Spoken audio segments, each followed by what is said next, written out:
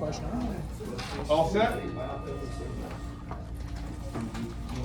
The question we'll be answering today is, what are ICE detention centers conditions truly like?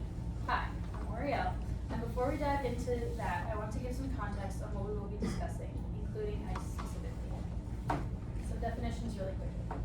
ICE detention centers are facilities where immigrants are held while awaiting court decisions or deportation. Detention centers are the physical and living detention conditions are the physical and living environment, including food, hygiene, safety, and treatment. And human rights are the basic rights every person should have, including dignity, safety, and access to necessities. What do you think of when you are asked about a detention center? For many of us up here, we were taught that they are places where people stay briefly while their situation is sorted out. In reality, conditions are often overcrowded, unsanitary, and lacking basic needs. ICE detention has evolved into a large, long-term system where concerns about overcrowding, sanitation, and humane treatment have remained consistently poor over time. I will pass on to Paolo to continue. So let's talk about somebody who's actually done something regarding detention centers.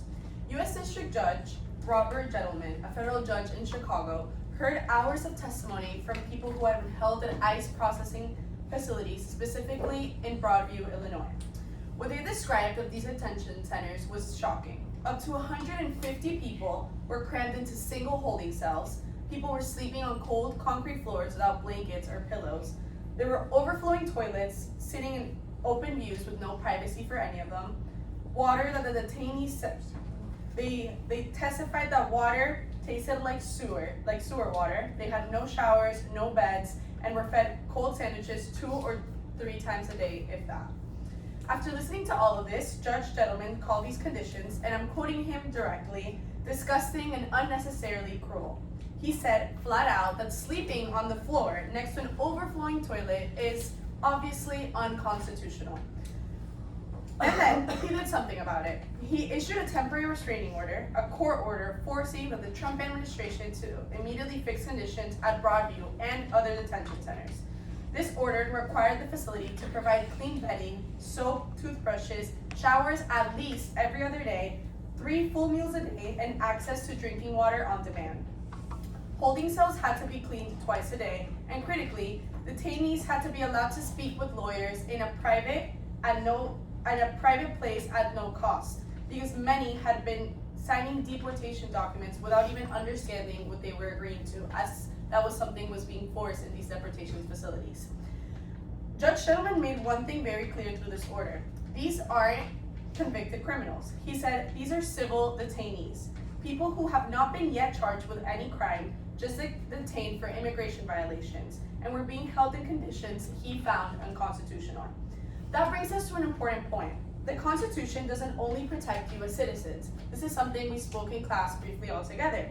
The 5th and 4th Amendment of the United States Constitution protect any person on U.S. soil from being deprived of life, liberty, and property without due process. The Supreme Court has affirmed this repeatedly. The only rights reserved strictly for citizens are the right to vote and the right to run for federal office. Every other fundamental protection established in the land of the free, here in the United States, has a right to a fair process, the right to legal counsel, and protection from cruel and inhumane treatment. What Judge Gentleman did was remind the government of that. No matter where someone's from, the moment they're in U.S. custody, the Constitution follows them into that cell and gives them a right to due process. Now, I'll pass it on to Olivia and Alexandra to continue talking about this. Thank you, Paula. So today I'm going to compare the 3 detention facilities in the U.S. Today we're going to talk about Chicago, El Paso, Texas, and what's often referred to as Alligator Alcatraz, which is a nickname for remote detention sites in Florida. First, looking at Chicago, ICE detention is limited compared to bordered regions. Facilities are typically smaller and designed to hold individuals for shorter periods. Many detainees in Chicago are awaiting immigration hearings rather than recent border crossings. Even though it is designed to be a short-term holding facility, it has turned into more of a long-term option. Because of this design, there are concerns about overcrowding and the conditions of the holding cells. Next, in El Paso, Texas, the situation is very different. Because it is located directly on the U.S.-Mexico border, El Paso facilities handle a much higher volume of detainees, especially migrants who have recently crossed the border. These centers are often larger and more crowded. Reports frequently highlight issues such as long detention times, limited resources, and strained staff due to high number of arrivals. Because of this, there are inhumane living conditions. Continuously, a representative named Veronica Escobar was a U.S. Congresswoman responsible for the oversight, and she visited frequently. She said that every time she visited, the conditions deteriorated tremendously, and that she described the housing as pods that house 70 people, with the only thing separating them being tarp-like walls, which is literally just a sheet between these 7 groups of people. She states that she was even blocked from speaking to some of the detainees, which goes to show how sometimes the conditions were so bad that they didn't even want to have proof or even speak to them. Also, contractors running El Paso failed to provide many of the basics. It is proved that sometimes there was not enough food and meals were fully frozen, making a lot of the detainees completely sick. And even more alarmingly, legal evidence stated that contaminated toilet water would leak into the eating and sleeping areas. And despite this, they still continue to expand and allow more people to keep coming into these facilities. So finally, Alligator Alcatraz refers to detention centers in remote areas of Florida, often surrounded by swamps.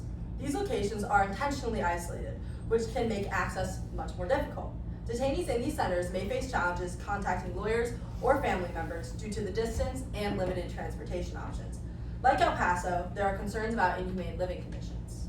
People also stated that they didn't have an area to brush their teeth or even bathe, and detention officers would go cell to cell trying to convince them to sign off on their immigration cases. And there was an instance where someone was coerced into signing off these papers just to receive a blanket, which shows how poor the conditions actually were. So it's clear that basic human needs are clearly not being met, and these centers are overcrowded, unsanitary, and lacking significant care. So now I'll talk about dignity versus power. What is dignity? Dignity is the idea that every person, regardless of where they're from or who they are, have to be treated like an equal individual and with respect. Power is the ability to take action that influence other people's lives. In our case, is to do so without consequence. At Camp East, Montana, ICE's largest detention center, there is a direct conflict between power and dignity, in which power won repeatedly. In 45 days, 3 detainees passed away. One of those deaths was ruled as a homicide, out of which one man, 55-year-old man named Gerald, was found unresponsive after ICE agents forced him into the cell without his consent. It was first ruled as a medical distress, but an El Paso medical examiner said it was a neck and torso compression. Furthermore, Gerald's kids had to go to court because witnesses were getting removed from the country before they could even give their single testimony or answer questions. Think about this. They were removed before a single question could be answered. This is not accidental. This is power protecting itself. Officials inside ICE knew about this and were aware of significant damages that happened for months. A letter was signed with 24 congressional Democrats that said the site had to shut down. But the response was to keep it open because they needed more bed space.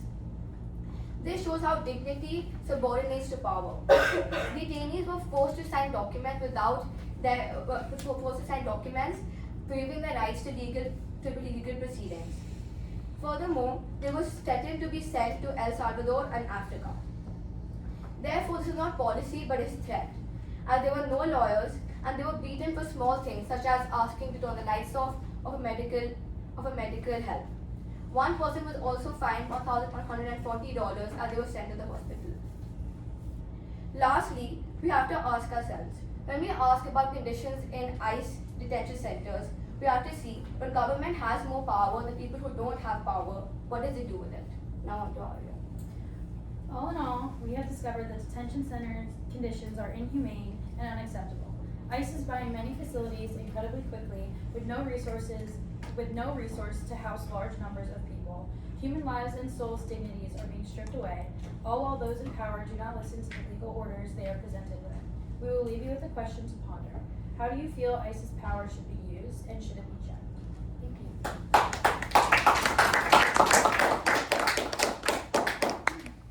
Any questions?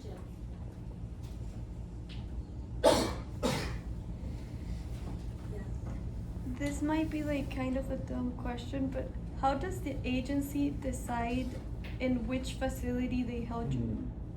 That you send each person. Yeah.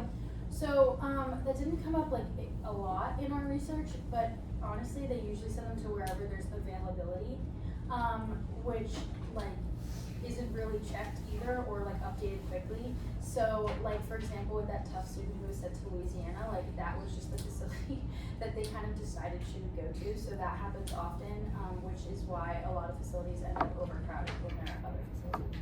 And I can add to it. I think it also the lack of like coverage that ICE is giving in terms of their operations is also the reason why we are unable to get a specific answer. I feel like in any normal situation you would assume that someone would be held in a local detention facility instead of, 7 states away or on the other side of the country. But again, since we are kind of unaware on the coverage and really what's going on behind the scenes, we're unable to like really establish like the steps or where they're gonna be sent. Yeah, I agree with Paula. I also think that they're not being accounted for. So they're kind of just cramming as many people as they can. So I don't think it's a matter of like sending. They don't really care where they're being sent to. They just want to put as many people as they can. Thank you. I heard a lot about Alligator Alcatraz and like the summer. Is that still as active as it was when it first was constructed? Well, I'm from Florida, so like I remember hearing specifically like when it was open, and I believe they promoted it because it was built actually in 8 days as supposed to be this like brand, like not built but set up because it was supposed to be this huge temporary facility to help the ICE deportation, like in higher numbers, get more people out of the country. I do believe that allowed them to again hold more people, especially it being like made so quickly and like without proper structure. However, I don't know if it's continued to increase. I just know it's still like operating. Yeah, still operating. Thank you.